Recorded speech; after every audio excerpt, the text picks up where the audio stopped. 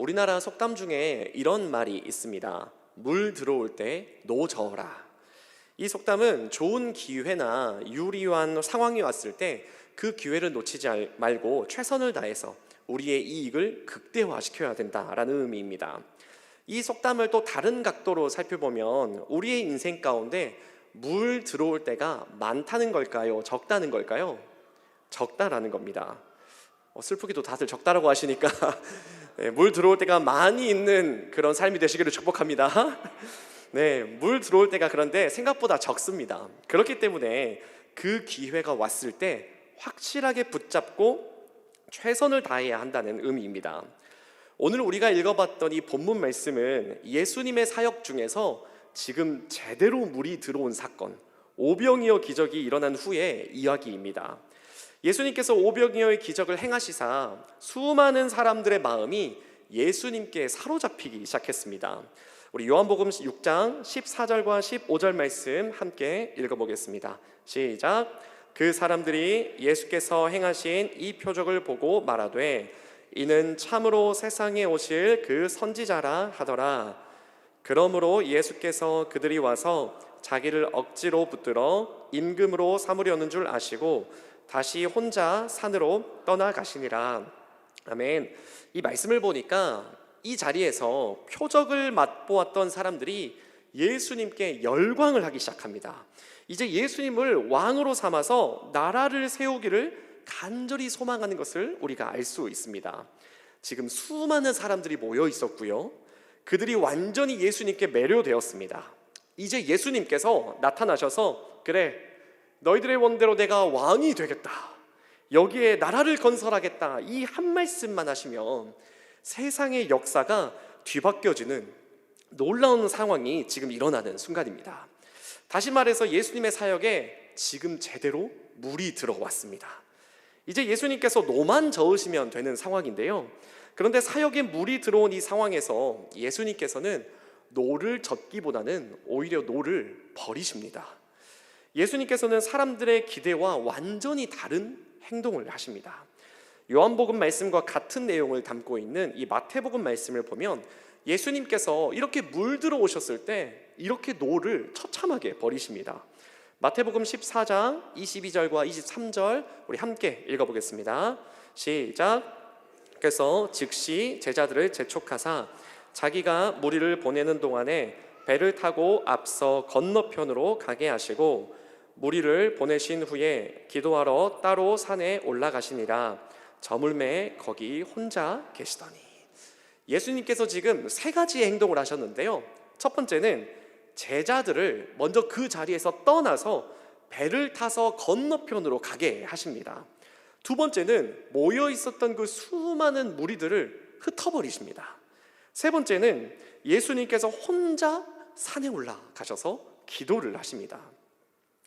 인간적인 생각으로 볼 때 이 사역에 물 들어왔을 때 절대 하면 안 되는 행동 세 가지를 다 하신 것입니다.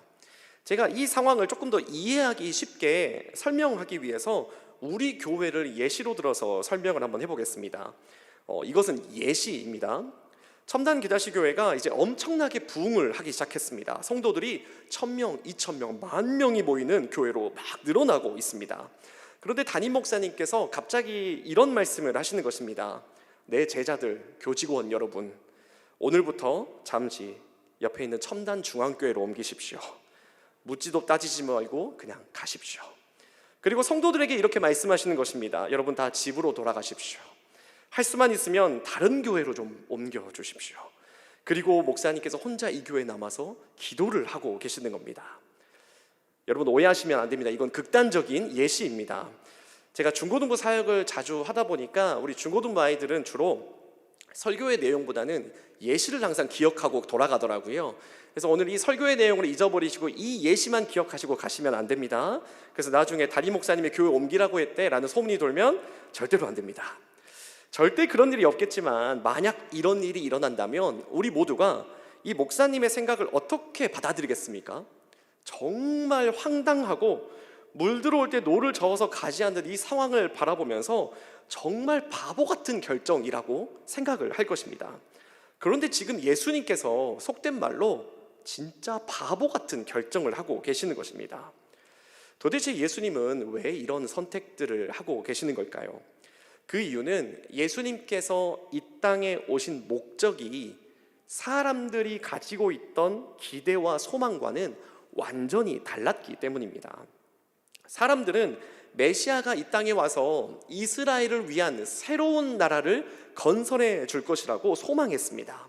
그 나라가 세상의 모든 나라를 정복하고 통치하기를 기대했습니다.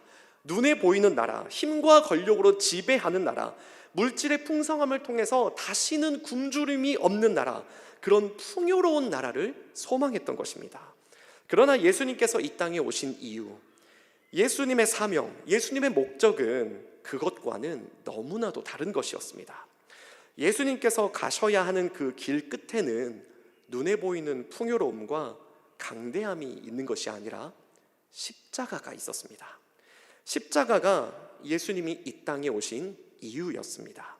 그렇기 때문에 예수님은 인간적인 눈으로 봤을 때는 사역에 물이 들어오는 이 상황을 받아들이실 수가 없었을 것입니다. 오히려 예수님이 누구이신지, 하나님의 나라는 어떠한 곳인지 알지 못하는 이 무리를 보시면서 슬픔과 괴로움으로 가득하셨을 것입니다.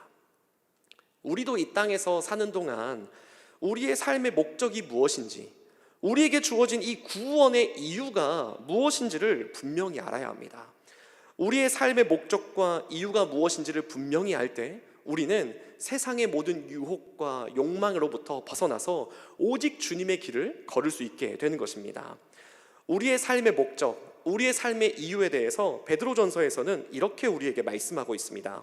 베드로전서 2장 21절 말씀 함께 읽어보겠습니다. 시작. 이를 위하여 너희가 부르심을 받았으니 그리스도도 너희를 위하여 고난을 받으사 너희에게 본을 끼쳐 그 자취를 따라오게 하려 하셨느니라. 아멘. 예수님께서 우리에게 먼저 본을 보이셨습니다. 우리를 위하여서 고난을 받으신 것처럼 그 길, 바로 십자가의 길, 십자가의 자취를 우리가 따라서 나아가야 한다는 것입니다. 우리의 삶의 목적은 단순하게 물질적인 복을 누려서 내가 이제 이 땅에서 굶주리지 않고 잘 먹고 잘 살아서 평안한 삶을 살겠다, 이것이 아닙니다. 살아가는 동안 나는 아무런 고난도 없이 평안하다 평안하다 말하며 사는 인생도 우리의 목적이 아닙니다. 오히려 그 반대로 우리의 삶의 목적은 주님이 가신 길, 십자가에 있다는 것입니다. 주님께서 세우신 교회도 마찬가지입니다. 교회의 목적은 수적으로 부흥해서 가시적인 성과가 있는 것이 아닙니다. 아무런 문제도 없이 평안한 상태를 유지하기 위해서 최선을 다하는 것도 교회의 목적이 아닙니다. 교회의 목적은 예수님을 따라 십자가의 길을 걷는 것인 줄 믿습니다. 십자가의 고난에 참여하는 자, 십자가의 길을 걷는 교회가 바로 우리의 삶, 우리의 교회가 될 수 있기를 축복합니다. 이렇게 우리의 삶의 목적을 분명히 할 때 우리는 세상적인 유혹과 인간적인 소망에 휘둘리지 않고 주님의 길을 걷게 될 수 있는 것입니다. 그런데 그 길이 쉬운 길이겠습니까? 절대 쉽지 않습니다. 주님의 길을 걷는 것이 얼마나 험하고 힘든 길인지 예수님께서는 우리에게 이렇게 말씀하셨습니다. 마태복음 7장 14절 말씀 함께 읽겠습니다. 시작. 생명으로 인도하는 문은 좁고 길이 협착하여 찾는 자가 적음이라. 아멘. 생명으로 인도하는 길, 우리가 주님의 길을 걷는다는 것은 이토록 험하고 어려운 길입니다. 오늘 본문 말씀에서도 예수님께서 이제 바다 건너편으로 가라라고 명령하셔서 그 부르심에 순종하여 나아가는 제자들이 등장하는데요, 이 제자들이 가는 길이 순탄하지 않다는 것을 우리는 바로 알 수 있습니다. 요한복음 6장 17절과 18절 말씀 함께 읽어보겠습니다. 시작. 배를 타고 바다를 건너 가버나움으로 가는데 이미 어두웠고 예수는 아직 그들에게 오시지 아니하셨더니 큰 바람이 불어 파도가 일어나더라. 아멘. 같은 내용을 담고 있는 마태복음 말씀도 함께 살펴보겠습니다. 마태복음 14장 24절 함께 읽겠습니다. 시작. 배가 이미 육지에서 술이나 떠나서 바람이 거스름으로 물결로 말미암아 고난을 당하더라. 아멘. 저는 이 말씀을 볼 때마다 드는 생각이 있습니다. 그 생각이 무엇이냐면 하나님의 부르심을 따라 순종하며 나아가는 사람들에게는 꼭 고난이 있다는 것입니다. 그리고 그 고난의 순간에 예수님이 곁에 없으시다는 겁니다. 오늘 말씀에서는 실제로 예수님이 안 계시고 우리의 삶 속에서 고난이 있을 때 우리에게도 예수님이 없는 것처럼 여겨지는, 그렇게 느껴지는 상황들이 있다는 것입니다. 오늘 이 본문 말씀 외에도 여러 말씀을 보면 고난당한 자들의 외침을 보면 이런 고백들이 많이 있습니다.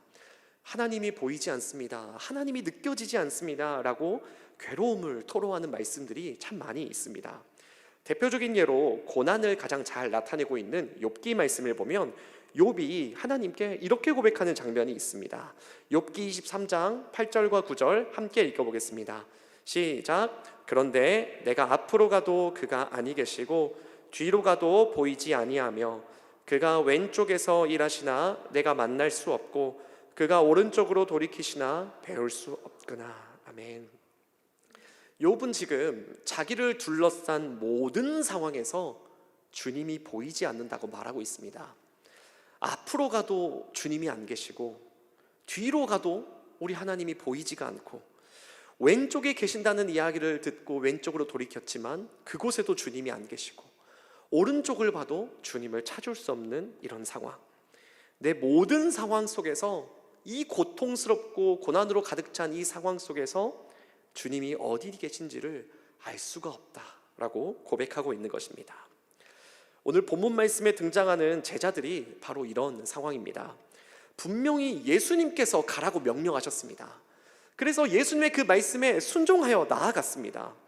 그런데 그 순종의 길 가운데서 고난을 당했고 심지어 그곳에는 지금 예수님이 계시지가 않는 것입니다. 이런 상황에서 제자들이 할 수 있는 것은 유일하게 이 일뿐이었습니다. 요한복음 6장 19절 우리 상반절만 함께 읽어보겠습니다. 시작. 제자들이 노를 저어 시별이쯤 가다가. 고난 속에서 어디에서도 예수님을 발견할 수가 없으니, 의지할 곳이 아무것도 없으니 그들이 할 수 있는 것은 어떻게든 그들의 힘으로 이 고난을 이겨내기 위해서 노를 저으면서 애를 쓸 수밖에 없었던 것입니다. 이런 상황, 이때의 그 참담한 심정을 이 자리에 계신 우리 성도님들께서도 너무 잘 알고 계실 거라고 생각이 듭니다. 내 삶 속에서 이 닥친 이 폭풍우 속에서 길을 잃고 헤매고 있는데 어디에서도 우리의 주님의 손길이 느껴지지가 않고 내가 어떻게 해야 될지 아무것도 모르겠고, 그래서 내가 살아남기 위해서 내가 할 수 있는 유일한 일, 노를 저으며 힘겹게 하루하루 살아갈 수밖에 없는 그 비통한 심정, 고난을 겪어본 사람들이라면 누구나 알고 계실 것입니다. 조금 부끄럽지만 저의 연약한 고백을 한 가지 말씀드리려고 합니다. 여기 앉아 계시는 분들이 다 동의하시지 않을 수도 있지만 저는 굉장히 자존감이 높고 자신감이 넘치는 사람이라 저는 저 스스로를 이렇게 생각합니다. 하나님께서 저를 사역자로 부르셔서 이 사역자에 맞는 재능들을 많이 주셨다고 생각합니다. 찬양도 기가 막히고요, 말씀이면 말씀, 외모, 얼굴 빠지는 게 없습니다. 그래서 제 안에는 또 사역을 위한 뜨거운 열정이 있습니다. 그리고 하나님을 향한 순수한 마음이 있어서 제 안에 이 불타는 마음 때문에 항상 이런 기도와 이런 소망을 가졌습니다. 하나님, 길만 열어주시면 폭발적인 사역 한번 해보겠습니다. 하나님, 길만 열어주시면 우리나라 뒤집어집니다. 주님, 길을 열어주시옵소서. 이런 생각들을 했었습니다. 이 말의 포인트를 잘 기억하셔야 합니다. 그렇게 생각했었습니다. 그런데 하나님께서는 저를 향한 다른 계획들이 있으셨던 것 같습니다. 폭발적으로 주님, 제가 제 삶을 드리고 사역해 보겠습니다 라고 주님께 제 삶을 바칠 때마다 하나님은 제게 고난을 주셔서 저를 꺾으시고 다듬어 가셨습니다. 많은 분들이 아시는 것처럼 저는 2년 전에 갑상선 암 수술을 했었는데요, 당시에는 암이 목 위쪽으로 많이 퍼져 있어서 한 20여 개의 암을 떼는 수술과 치료를 했었습니다. 그리고 지금 저에게는 이 목 중앙 깊숙한 곳에 암이 또 자리를 잡았고 이제 이 암이 아래쪽으로 퍼져가는 상태입니다. 그래서 계획대로라면 제가 12월 초에 방사선 치료를 받았어야 했습니다. 그런데 11월에 병원에서 이런 연락을 받았습니다. 방사선 치료를 위한 약이 우리나라에서는 안 만들어지고 해외에서만 만들어지는데 이게 수입이 전혀 안 되고 있어서 치료가 취소되었다는 것입니다. 그리고 다음 치료도 기약이 없다는 것입니다. 제가 그 연락을 받고 정말 솔직하게 하나님께 이렇게 기도했습니다. 부끄럽지만 이게 저의 솔직한 하나님을 향한 기도였습니다. 제가 이제 전라도 사람이니까 이렇게 기도했습니다. 하나님, 진짜 징하네요. 하나님, 제가 막막한 상황 속에서도 하나님의 길을 가겠다고 이렇게 애쓰고 있는데, 치료 잘 받아서 하나님을 위해서 살겠다고 이렇게 애쓰고 있는데 하나님 진짜 징하십니다 라고 따져 물었습니다. 사실 이때 저는 또 다른 문제로도 마음이 참 어려웠습니다. 지난 2년간의 중고등부 사역을 돌아보면서 저에게 좀 이런 마음이 있었습니다. 우리 중고등부 아이들 중에서는요, 이 또 사투리로 보면 정말 보기만 해도 오지는 아이들이 있습니다. 저 아이들이 언제 저렇게 성장했지? 저 아이들이 언제 저렇게 예쁘게 컸지? 보기만 해도 웃음이 나오는 정말 오지는 아이들이 많이 있습니다. 그런데 동시에 여전히 어둠 가운데 있고 더 깊은 어둠 속으로 빠져들어가는 청소년들이 많이 있습니다. 그 아이들을 계속 바라보면서 제 마음이 진짜 무거웠습니다. 그리고 자꾸 이런 안 좋은 생각들이 저의 마음을 사로잡기 시작했습니다. 내가 조금 더 사역을 열심히 했으면, 내가 좀 더 잘했으면 저 아이들이 저렇게까지는 안 되지 않았을까? 내가 사역을 좀 잘못한 게 아닐까? 이런 무거운 마음들이 자꾸 저를 짓눌러서 이 마음을 다스리는데도 어려움을 겪고 있었는데, 이 치료마저 안 되니까 솔직하게 마음이 진짜 어려웠습니다. 기도를 해도 은혜가 느껴지지가 않고, 설교는 하는데 확신이 없고, 매일 겨우겨우 노를 저어가면서 도대체 하나님이 느껴지지 않아서 하루하루 살아갔습니다. 그러다가 제가 어느 날 혼자 말씀을 읽다가 이랬던 저의 마음이 완전히 회복되어진 계기가 있습니다. 굉장히 좀 뜬금없는 말씀일 수도 있는데요, 제가 이 말씀 때문에 저의 이런 짓눌렸던 마음들, 고통스러웠던 마음들이 온전하게 회복될 수 있었습니다. 그 말씀이 무엇이냐면 바로 출애굽기 3장 14절 말씀입니다. 우리 함께 읽어보도록 하겠습니다. 시작. 하나님이 모세에게 이르시되 나는 스스로 있는 자이니라. 또 이르시되 너는 이스라엘 자손에게 이같이 이르기를 스스로 있는 자가 나를 너희에게 보내셨다 하라. 아멘. 이 말씀이 지금 어떤 장면이냐면요, 하나님께서 애굽에서 노예 생활을 하고 있는 이 이스라엘 백성들을 구원하시기 위해서 모세를 부르시는 장면입니다. 그런데 이때 모세가 두려워하면서 하나님의 사명을 자꾸 거부합니다. 그리고 그때 모세가 뭐라고 하나님께 질문하냐면, 하나님, 그 사람들이 나를 보내신 하나님의 이름을 물어보면 제가 뭐라고 대답해야 합니까? 라고 질문을 하는데, 그때 하나님께서 이렇게 답하시는 것입니다. 나는 스스로 있는 자이니라. 이게 조금 더 직관적으로 해석을 하면요, 하나님께서 지금 이렇게 말씀하고 계시는 겁니다. 하나님의 이름을 뭐라고 제가 얘기해야 됩니까? 하니까 하나님이 이렇게 대답하시는 겁니다. 나는 나야. 내가 나를 뭐라고 설명하겠니? 나는 그냥 나야 라고 말씀하고 계시는 겁니다. 그런데 제가 이 나는 나야, 이 말씀 때문에 정말 위로를 얻고 힘을 얻어서 다시 일어설 수 있었습니다. 왜냐하면 제가 이 말씀을 이렇게 해석했기 때문입니다. 하나님은 어떤 이름을 붙여도 설명할 수가 없는 분이십니다. 이 어떤 미사억으로도 표현할 수가 없는 분이십니다.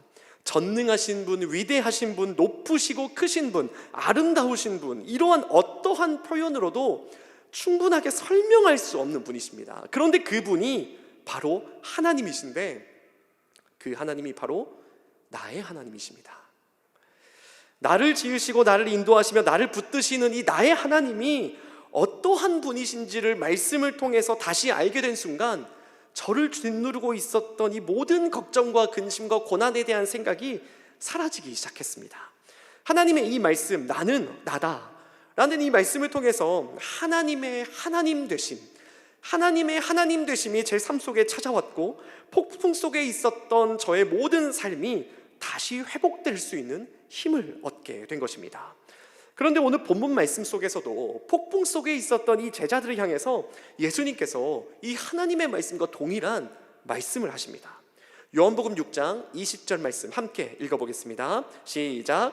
이르시되 내니 두려워하지 말라 하신대. 폭풍 속에서 힘겹게 앞을 향해 나아가는 제자들에게 예수님이 찾아오셨습니다. 그런데 예수님을 알아보지도 못하고 제자들이 두려움에 떨었습니다. 그때 제자들에게 예수님께서 이렇게 말씀하십니다. 나야, 두려워하지 마. 예수님께서는 참 하나님이시기에 그 어떤 다른 표현이 필요치 않은 분이십니다. 그렇기 때문에 그저 이렇게 말씀하시는 것입니다. 나야, 두려워하지 마. 사랑하는 성도 여러분, 오늘 우리에게도 우리 주님께서 동일하게 말씀하시는 줄로 믿습니다. 나야, 두려워하지 마. 오늘 우리의 삶 속에서는 어떤 전능하신 분, 위대하신 분, 사랑이 많으신 분과 같이 어떤 수식어가 붙은 분이 필요한 것이 아닙니다. 우리에게 진짜 필요한 분은 그저 주님이신 줄 믿습니다. 그 주님이 계시면 우리의 인생에 폭풍우가 사라지지 않더라도 괜찮습니다. 우리의 인생에 어떤 고난이 닥쳐오더라도 우리 주님이 계시면 괜찮습니다. 주님이 계시다면 우리는 두려워하지 않을 수 있음을 믿으시기 바랍니다. 두려움이 떠나는 것을 넘어서서요, 우리는 주님이 계시면 오히려 기뻐할 수 있게 됩니다. 폭풍으로 고난당하고 있던 제자들에게 예수님이 찾아오셔서 말씀하셨습니다. 나야, 두려워하지 마. 그러자 그 자리에 있던 모든 제자들의 감정이 두려움에서 이렇게 변화되었습니다. 우리 믿음으로 함께 선포하며 읽어보겠습니다. 요한복음 6장 21절 말씀 함께 읽겠습니다. 시작. 이에 기뻐서 배로 영접하니 배는 곧 그들이 가려던 땅에 이르렀더라. 아멘. 이에 기뻐서, 이에 기뻐서. 지금 폭풍우가 멈췄습니까? 멈추지 않았습니다. 이들이 배에 여전히 있는 상태입니다. 뱃속에서 여전히 폭풍우가 멈추지 않은 상태에 있는데 그럼에도 그들이 기뻐하기 시작합니다. 왜 그렇습니까? 참 하나님이신 예수님께서 그들에게 찾아오셔서 말씀하셨기 때문입니다. 오늘 주님께서도 우리에게 동일하게 말씀하십니다. 나다, 두려워하지 말라. 어떤 표현으로도 설명할 수 없는 참 하나님, 나다, 두려워하지 말라. 우리의 삶 속에 찾아오셔서 말씀하시는 우리 주님으로 인해서 모든 두려움이 떠나가고 기쁨으로 충만하신 삶이 되시기를 축복합니다. 이제 말씀을 마무리하려고 합니다. 우리는 우리에게 주어진 삶의 이유를 정확하게 알지 못한 채로 세상의 가치관 또한 우리의 욕심대로 살아가면서 넘어지고 좌절할 때가 너무나도 많이 있습니다. 아마도 오늘 본문 말씀의 제자들도 동일한 마음이었을 거라고 저는 생각합니다.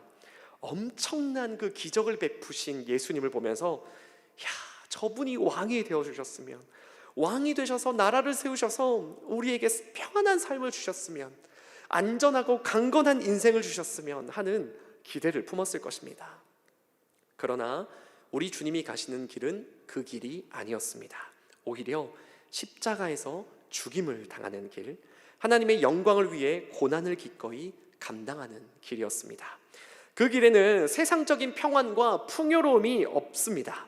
그 길에는 세상적인 쾌락과 행복은 없습니다. 그러나 그 길은 고난 속에서도 세상이 줄 수 없는 참 기쁨이 있는 길입니다. 왜냐하면 우리가 넘어질 때마다, 우리가 폭풍 속에서 헤매일 때마다 그 어떤 말로도 표현할 수 없고 설명할 수 없는 참 하나님이신 우리 주님께서 우리에게 찾아오셔서 이렇게 말씀하시는 길이기 때문입니다. 나다, 두려워하지 말라. 주님의 이 말씀 한마디면 우리는 어떤 고난 속에서도 기뻐하며 주님의 길을 담대하게 걸을 수 있는 것입니다. 사랑하는 성도 여러분, 그 길은 좁고 고난이 가득하지만 참 기쁨이 있는 길입니다. 주님의 고난에 참여하셔서 이 주님의 음성을 듣고 또한 주님의 음성을 따라 주님의 길을 걸어가는 귀하고 복된 성도님들의 삶이 되시기를 축복합니다. 아멘. 이 시간 우리 함께 찬양하시겠는데요, 우리와 함께 하시고 우리가 넘어질 때마다 우리에게 말씀하여 주셔서 우리에게 승리를 주시는 주님을 이 시간 찬양하며 함께 나아가기를 소망합니다. 우리 세상의 유혹 시험이 찬양하며 주님께 나아가시겠습니다.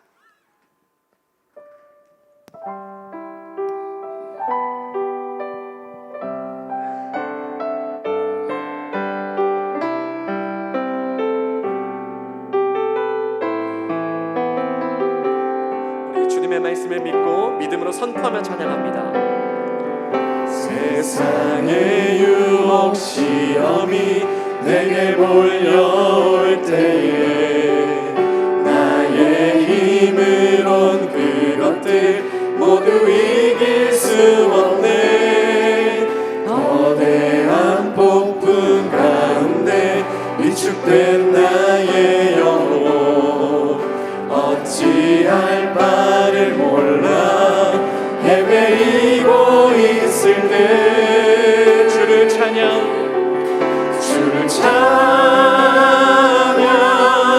손을 들고 찬양 전쟁은 나에게 속한 것 아니니 주를 찬양 손을 들고 찬양 전쟁은 하나님께 속한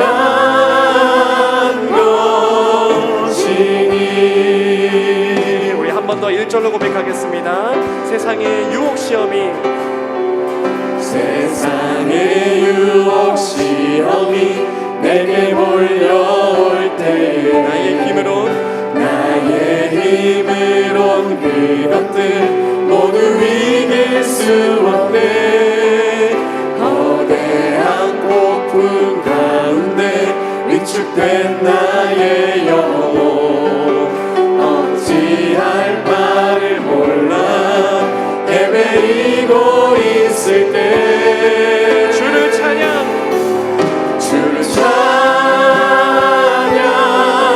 손을 들고 찬양 전쟁은 나에게 속한 것 아니니 주를 찬양 손을 들고 찬양 전쟁은 하나님께 속한 2절입니다. 거짓과 속임수로 가득 찬 세상 어디로 갈지 몰라 머뭇거리고 공중의 권세 잡은 자 지금도 우리들을 실패와 절망으로 우리 3절로 고백합시다. 주위를 둘러보면 아무도 우리가 믿음의 눈을 들면 아멘. 보이는 분께 우리 선포합시다. 지금도 내 안에서 역사하고 사망과 어둠의 권세 물리치신 예수님 주를 찬양 손을 들고 찬양 전쟁은 나에게 속한 것 아니니 주를 찬양 손을 들고 찬양 전쟁은 하나님 우리 기뻐하며 주님께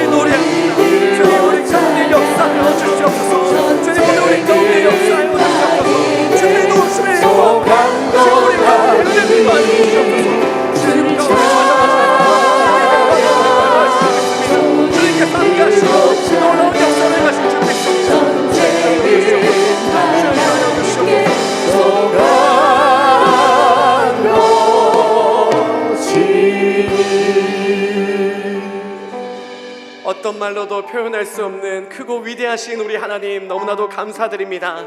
주님, 우리가 고난 속에 있을지라도 어떤 것으로도 표현할 수 없는, 어떤 것으로도 설명할 수 없는 크고 전능하시고 위대하신 하나님이 나의 하나님임을 고백합니다.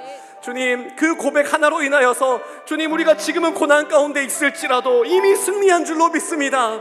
주님, 이 시간 우리 고난당하는 성도들이 이곳 가운데 있다면 이 시간 그들의 심령 가운데 찾아가셔서 참 하나님이신 예수님 말씀하여 주시옵소서. 나다, 두려워하지 말라. 주님, 이 말씀이 우리의 삶 가운데 이미 임한 말씀으로 믿습니다. 주님, 우리 삶 가운데 역사하여 주시옵소서.